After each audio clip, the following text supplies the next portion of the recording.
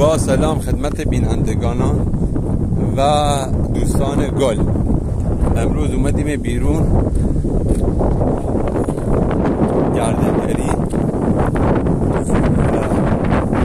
یک جای از این تمدن براتون فیلم میخوایم به اشتراک بذاریم.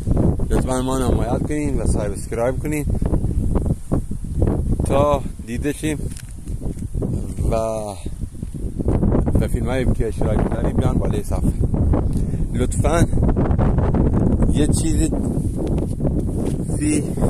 کشف کردیم چرا این سفالای سوراخ میگردن و نگاه آهنا شد، آهنایی که میشکسته، این سفاله میشکسته با هم حالت مثلا دریل امرودی که سوراخ کنن بعد رو پلاگ میگردن، این هم یه آهنیه، این هم با یه این سفالای با هم میدفتن. لطفا ما حمایت کنین و سعی کنین تا هر نکته از طبیعت به دست آوردیم فیلم به اشتراک بذاریم. یا